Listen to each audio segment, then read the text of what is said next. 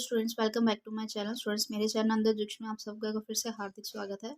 Students, आपको जैसे कि पता है कि मैं आप सबके लिए पंजाब टेट के थ्योरी नोट्स लेकर आती हूँ, जिसमें हमने पॉलिटिकल साइंस का टॉपिक स्टार्ट किया हुआ है, जिसके हम आर्टिकल्स कर रहे हैं। तो ऑलमोस्ट हमने 123 तक आर्टिकल्स कंप्लीट कर लिए।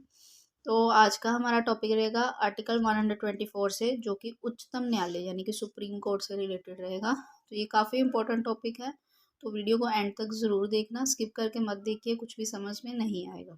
ओके, तो वीडियो शुरू करने से पहले जिन भी स्टूडेंट्स ने मेरे चैनल को सब्सक्राइब नहीं किया तो प्लीज़ सब्सक्राइब कर लीजिए, एंड सब्सक्राइब करने के बाद बेल आइकन को प्रेस करना मत भूलें। क्या रहती है आज की वीडियो? उच्चतम न्यायालय। उच्चतम न्यायालय की स्थापना आर्टिकल 124 में क्या है कि उच्चतम न्यायालय की स्थापना और गठन, इसके बारे में बताया गया है। आर्टिकल 124 का ए पार्ट में राष्ट्रीय न्यायिक नियुक्ति आयोग का के बारे में पूरा डिफाइन किया गया। आर्टिकल 124 बी में आयोग के कार्य बताए गए कि या क्या क्या काम करेंगे। आर्टिकल 124 ग में संसद की कानून बनाने की शक्ति बताई गई है कि वो किस तरीके से कानून बन सकता है, संसद कानून कैसे बना सकती है, या उसकी शक्तियों का वर्णन है। आर्टिकल 125 में क्या है, या न्यायाधीशों के वेतन आदि, यानी कि न्यायाधीशों की जो सैलरीज है जजेस की, उनके बारे में ये सारा बताया गया। नेक्स्ट आ जाता है आर्टिकल 126 कार्यकारी मुख्य न्यायमूर्ति की नियुक्ति के बारे में बताते हैं कि जो कार्यकारी के रूप में जो मुख्य न्यायाधीशों का, उसकी नियुक्ति किस तरीके से होगी। आर्टिकल 127 तदर्थ न्यायाधीशों की नियुक्ति, और आर्टिकल 127 क्या बताता है कि उसके नीचे दूसरे न्यायाधीशों की नियुक्ति किस तरीके से होगी। 128 में उच्चतम न्यायालय की बैठकों में सेवानिवृत्त न्यायाधीशों की उपस्थिति, यानी कि जो उच्चतम न्यायालय में सेवानिवृत्त न्यायाधीश है उनकी उपस्थिति कितने टाइम के लिए रहेगी, या किस तरीके से उनको हटाया जा सकता है, ये सारी चीज़ें। आर्टिकल 129 क्या कहता है कि उच्चतम न्यायालय का अभिलेख न्यायालय होना। 130 में उच्चतम न्यायालय का स्थान कि सुप्रीम कोर्ट का ऑल ओवर कंट्री में क्या स्थान है, क्या महत्व है।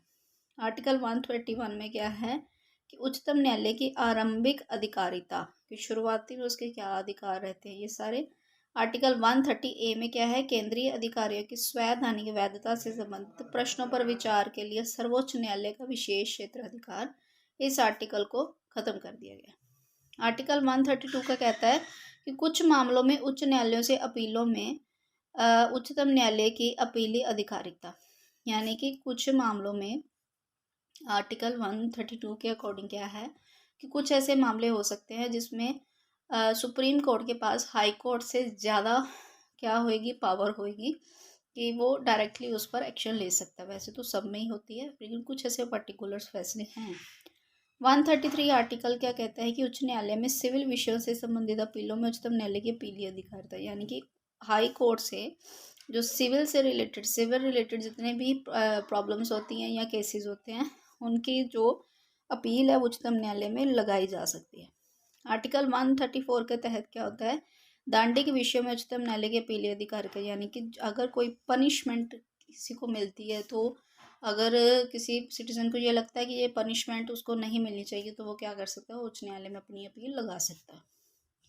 34 ए में क्या है कि उच्चतम न्यायालय में अपील के लिए प्रमाण पत्र के बारे में है।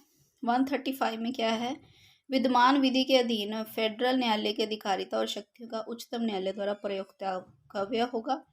136 आर्टिकल कहता है कि अपील के लिए उच्चतम न्यायालय की विशेष इजाज़त होगी, यानी कि अगर कोई पर्सन सुप्रीम कोर्ट में अपनी अपील लगाना चाहता है, तो इस चीज़ के लिए उसको एक विशेष इजाज़त दी जाएगी। 137 में क्या है कि निर्णयों या आदेशों का उच्चतम न्यायालय की विशेष इजाज़त होगी। 138 के अंडर क्या आता है कि उच्चतम न्यायालय की अधिकारिता की वृद्धि की जाएगी। 139 के अकॉर्डिंग क्या है कि कुछ रिट निकालने की शक्तियों का उच्चतम न्यायालय को प्रदत्त किया, यानी कि आज सुप्रीम कोर्ट के पास कुछ रिट निकालने की शक्तियाँ हैं, यानी कि सुप्रीम कोर्ट कुछ रिट जारी कर सकता है। किस आर्टिकल के अंडर? 139 के अंडर। 139 ए के अकॉर्डिंग क्या है कि कुछ मामलों का अंतरण किया जा सकता है। 140 के अंडर क्या है, उच्चतम न्यायालय की अनुषांगिक शक्तियाँ। 141 में उच्चतम न्यायालय द्वारा घोषित विधि का सभी न्यायालयों पर अपअधिकार होना। और 142 क्या कहता है कि उच्चतम न्यायालय के डिक्रियों और आदेशों का प्रवर्तन और प्रकटीकरण आदि के बारे में जो आदेश है वो सुप्रीम कोर्ट दे सकता है। आर्टिकल 143 क्या कहता है कि उच्चतम न्यायालय से परामर्श करने की जो राष्ट्रपति की शक्ति है, ये मोस्ट इम्पोर्टेंट है कि राष्ट्रपति के पास जो उच्चतम न्यायालय से किसी भी अपील पर या किसी खास टॉपिक पर या किसी खास केस पर जो परामर्श करने की जो शक्ति है वो किसके अंडर है, आर्टिकल 143 के तहत है।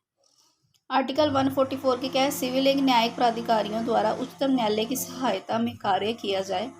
आर्टिकल 140 और ए क्या कहता है कि नियमों की स्वैधानिक वैधता से संबंधित प्रश्नों के निस्तारण के विशेष, ये भी आर्टिकल जो है ये निरस्त कर दिया गया है। आर्टिकल 145 क्या कहता है कि न्यायालय के लिए नियम आते हैं। ये नहीं है कि सुप्रीम कोर्ट के पास इतने सारे पावर्स हैं, लेकिन उनके लिए भी कुछ रूल्स हैं जो किसके अंडर है, आर्टिकल 145 के अंडर आते हैं। नेक्स्ट आ जाता है 146 आर्टिकल में क्या है, उच्चतम न्यायालय के अधिकारी और सेवक और व्यय, यानी कि अधिकारी कौन कौन होंगे, सेवा कितनी देर की होगी, उनके व्यय कितने होंगे, ये सारे। और आर्टिकल 147 में क्या है, निर्वाचन। तो नेक्स्ट आ जाता है स्टूडेंट्स आर्टिकल 148 से लेकर 151 किसके आर्टिकल रिलेटेड है, भारत का नियंत्रक महालेखा परीक्षक से रिलेटेड है। क्या कहते हैं आर्टिकल 148 क्या कहते हैं कि भारत का नियंत्रक महालेखा परीक्षक एक होगा। 149 के लेंथ की 149 के अंतर्गत क्या आता है कि नियंत्रक महालेखा परीक्षक के कर्तव्य और उसकी शक्तियाँ आएगी। और 150 के अंदर क्या है कि संघ के राज्यों के लेखाओं का एक प्रारूप होगा। और 151 के क्या, सपरीक्षा प्रतिवेदन होगा। नेक्स्ट आ जाते हैं राज्यपाल। आर्टिकल 152 क्या कहता है कि आर्टिकल 152 में राज्यपाल के बारे में बताया गया, इसकी परिभाषा। ये मोस्ट इंपॉर्टेंट आर्टिकल्स है, इनको भी ध्यान में रखना। ये कहाँ से कहाँ तक, 152 से लेकर 162 तक, टोटल 10 आर्टिकल है जो कि राज्यपाल से रिलेटेड है। 153 में क्या है कि राज्य का एक राज्यपाल होगा। 154 क्या कहते हैं कि राज्य की कार्यपालिका जो शक्ति होगी।